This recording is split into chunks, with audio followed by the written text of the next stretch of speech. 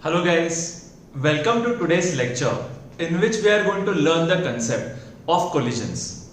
Guys, ये बहुत ही ज्यादा इंटरेस्टिंग कंसेप्ट है और इसको पढ़ने में काफी ज्यादा मजा आने वाला है. In this lecture, we are going to look at law of conservation of momentum and law of conservation of energy. तो बेसिकली इन कंसेप्ट्स को यूज करके कोलिजन के पीछे का फिजिक्स क्या है इसको हमें समझना है. So let's begin by observing the diagram. तो आप यहां देख सकते हो that we have two masses m1 and m2.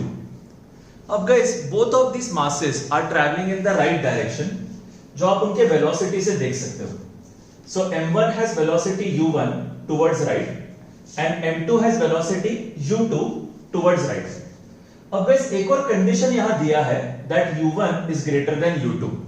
इसका मतलब मास m1 की वेलोसिटी ज्यादा है. सो इसीलिए guys, after some time mass m1 will go and collide with mass m2.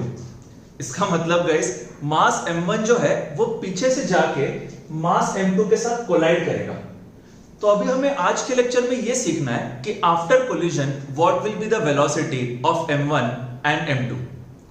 So let's say that velocity of mass m1 after collision is v1. तो इसको मैं यहां लिख देता हूं. And velocity of m2 after collision is v2. अब guys, इसका direction क्या होगा ये डिपेंड करता है on the magnitude of mass m1 and mass m2. यानी कि जो वैल्यूज होंगे m1 और m2 के, उससे हमें पता चलेगा कि v1 और v2 का डायरेक्शन क्या है. तो तब तक के लिए हम अज्यूम करते हैं that v1 and v2 both are in the right direction. चलो ये कंसेप्ट मैं आपको वापस एक बार बता देता हूं. गाइस, हमारा जो मास m1 है उसकी velocity is u1 and mass m2 की वेलोसिटी इज u2. अब दोनों भी बॉडीज राइट की तरफ जा रहे हैं एंड आफ्टर सम टाइम उनके बीच में कोलिजन हो जाएगा. अब गाइस, कोलिजन के बाद m1 और m2 दोनों की भी वेलोसिटी बदल सकती है. So we need to check what is the velocities of m1 and m2 after collision. मतलब इजी लैंग्वेज में, m1 की velocity before collision is u1 and m1 की velocity after collision is v1. Similarly guys, m2 की velocity before collision is u2 and after collision it will be v2. तो अभी हमें ये check करना है कि what will be the value of v1 and v2 in this collision. तो guys, इसके लिए सबसे पहले we will use law of conservation of momentum. तो basically law of conservation of momentum हमें यह बताता है that in the absence of external force momentum will be conserved. इसका मतलब guys, in the absence of external force momentum before collision will be equal to momentum after collision.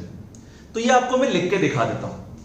So guys, हम सबको पता है that momentum का formula is equal to mass into velocity. So I will write here momentum is equal to mass into velocity.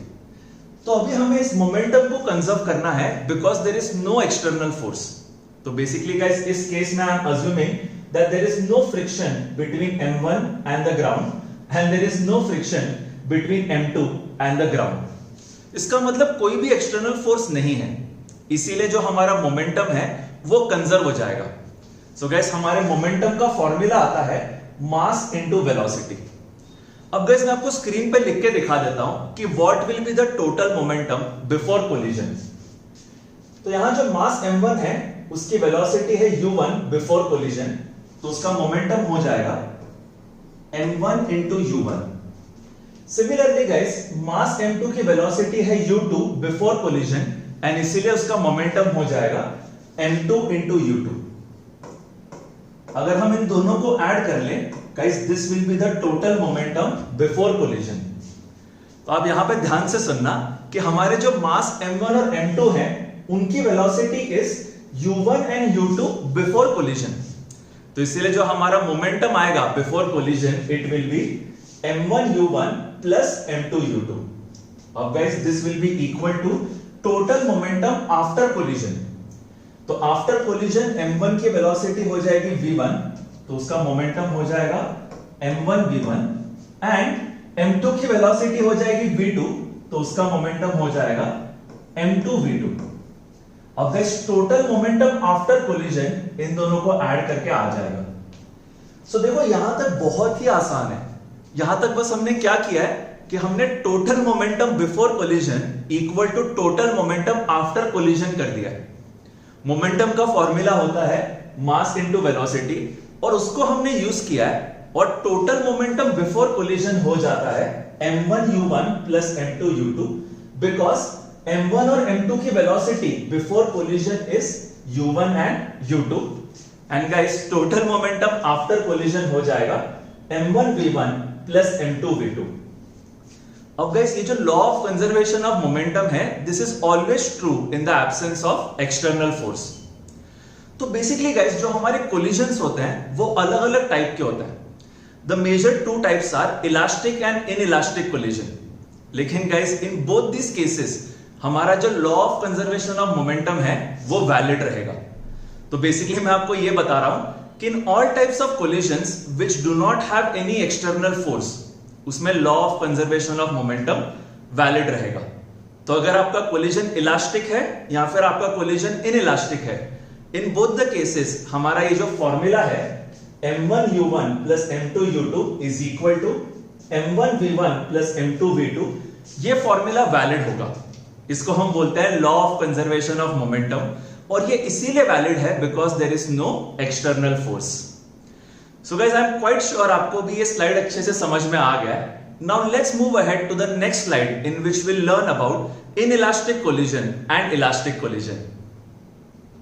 Yes guys, now that we have understood the concept of conservation of momentum, now we are going to look at different types of collision. So basically guys, there are two major types of collision, elastic collision and inelastic collision. So in this slide we are going to look at what are inelastic collisions.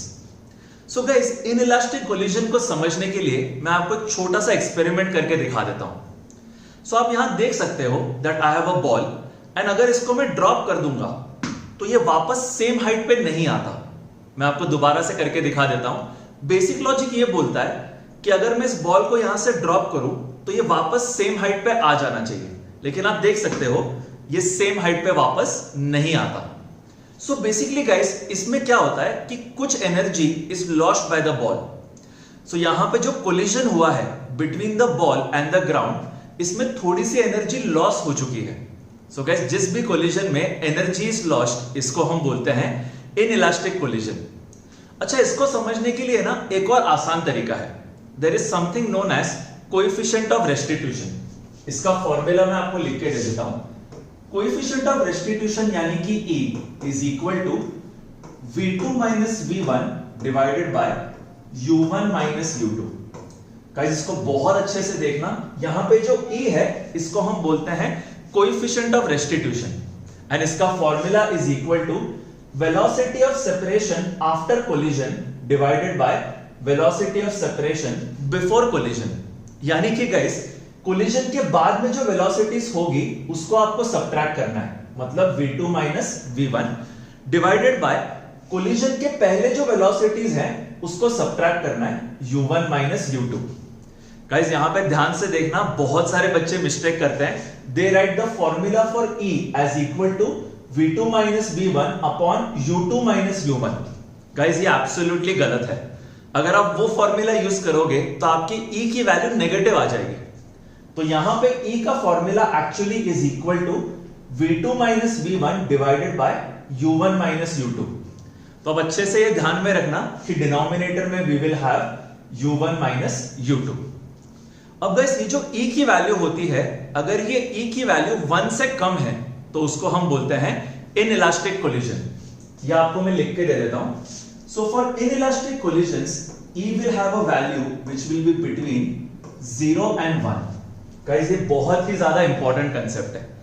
तो जो experiment आपको मैंने करके दिखाया जिसमें I had dropped the ball, उसमें ball वापस same height पे नहीं आया।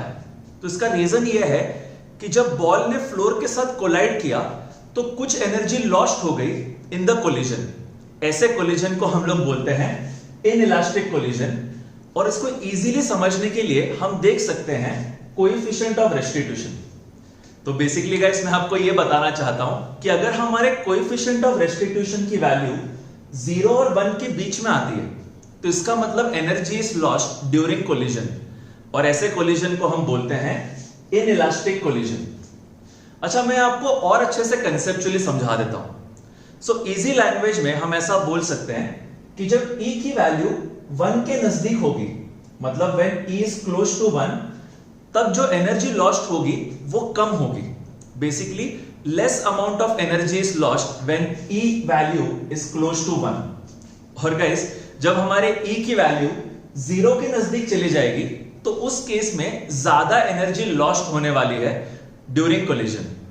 तो बेसिकली गाइस, हमारा जो कोएफिशिएंट ऑफ रेस्टिट्यूशन है वो कहीं ना कहीं हमें यह बताता है कि कितनी एनर्जी लॉस होने वाली है।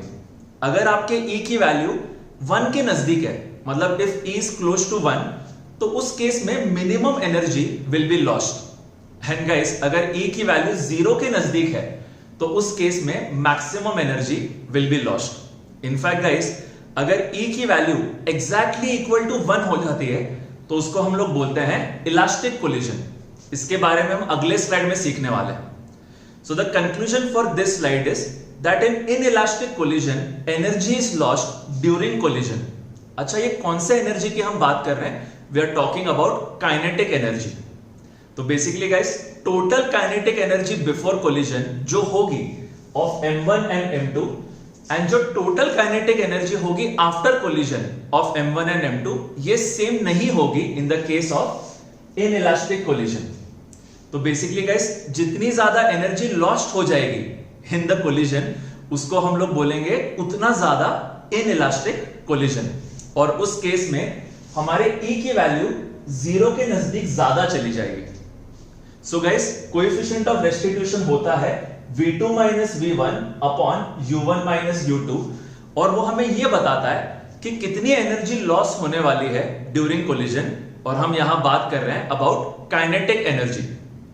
So now let's move ahead to the next slide in which we'll look at the formula for V1 and V2 for inelastic collision.